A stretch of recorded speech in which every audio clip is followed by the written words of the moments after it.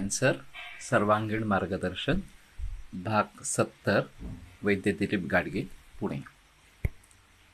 दूसरी एक ऐसी केस है कि जिनमें लीवर कैंसर था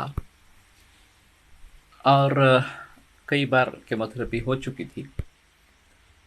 अब वो बता रहे थे कि केमोथेरेपी का भी कोई रोल नहीं रहा।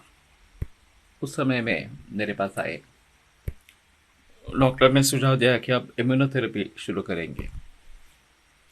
मैंने आज तक जितने लोगों को देखा है इम्यूनोथेरेपी लेते हुए, उनका किसी का भी अनुभव अच्छा नहीं रहा है।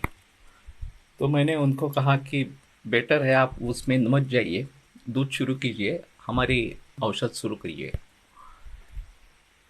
लेकिन वो बोले नहीं नहीं, हम ऐसा नहीं करना चाहते, हम दोनों साथ में लेना चाहते हैं। तो फिर इम्यूनोथेरेपी भी चालू हो गई। परिस्थितियाँ और बिगड़ गई। शुरू में दूध तो जा रहा था, इम्यूनोथेरेपी होने के बाद कामला या जॉन्डिस बढ़ गया और एक अंदर स्फूर्ति उनकी कम हो गई, भूख कम हो गई, बहुत थकान आने लगी वगैरह वगैरह।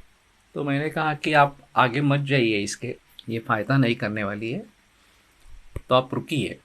लेकिन वो फिर भी माने नहीं और बोले कि नहीं, हमें वो तो करना है। और उस डॉक्टर ने बताया है कि कम से कम 4 इम्यूनोथेरेपी के डोसेस होने चाहिए, तब ये डिसीज़ बढ़ भी सकता है और उसके बाद में उसमें परिवर्तन आएगा। तो मैंने कहा कि एक बार पूछ तो लो कि किसने पहले ली है इम्यूनोथेरेपी और उनके अनुभव क्या है। तो फिर उन्होंने बताया, उन्होंने पूछ लिया था और उनको बताया गया कि इनकी ये पहली ही केस पुणे में है कि इस प्रकार की लीवर के लिए इम्यूनोथेरेपी दे रहे हैं इस प्रकार से। तो मैंने कहा कि बेहतर है आप यहीं पे रुक जाइए, आगे मत जाइए इसमें। लेकिन उनका कहना यही था कि नहीं नहीं, हम ये तो रखेंगे ही, साथ में आपकी दवा चाहे तो रखेंगे इस प्रकार से। और फिर अगले हफ्ते में उनका ईमेल आ गया कि उनका देहांत हो गया। तो कहने का मतलब ये है कि जिसके बारे में संशय है ये कितना काम करेगी, कैसे करेगी, और जिसके दुष्परिणाम दिख रहे हैं, उसके लिए जिक्र करते रहना, नहीं नहीं ये देना ही है, ये देना ही है। इसका मूल कारण ये है कि एलोपैथी साइंस है और आयुर्वेद साइंस है या नहीं है, इसके बारे में संदेह है और इसलिए वो करनी ही है। और आयुर्वेद चाहे करना है नहीं करना है, ये स्थिति अभी मानसिक स्थिति है। तो मेरा मंतव्य ये है कि वास्तविक आयुर्वेद शास्त्र है और उससे करना है और फिर इन बाकी उपायों के बारे में सोचना है। खास करके डिस्ट्रक्शन ऑफ सेल, ये जो प्रिंसिपल है वो सभी लोगों में इस्तेमाल में लाना इस प्रकार से। जैसे कि मैंने कहा शुरुआत में, तो कारणों को टालो, कारणों को ढूंढो, कारणों को टालो और फिर उसके आधार पर आगे कैसे चलना है इम्यूनिटी बढ़ाने के लिए, किस प्रकार से नैसर्गिक दृष्टि से।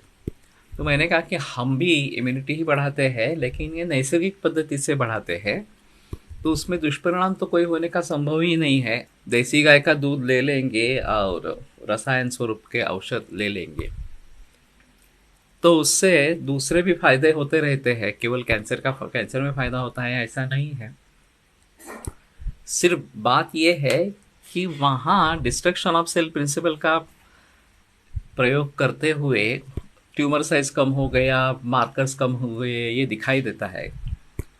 उतने स्पष्ट रूप से इसमें दिखने में काफ़ी देर लगती है, क्योंकि जब आपकी इम्यूनिटी उतनी बढ़ेगी कि जो रोग के ऊपर काबू पाएगी, तभी आपको उसके बारे में रिजल्ट्स आना शुरू होगा और ये काफ़ी समय ले सकता है।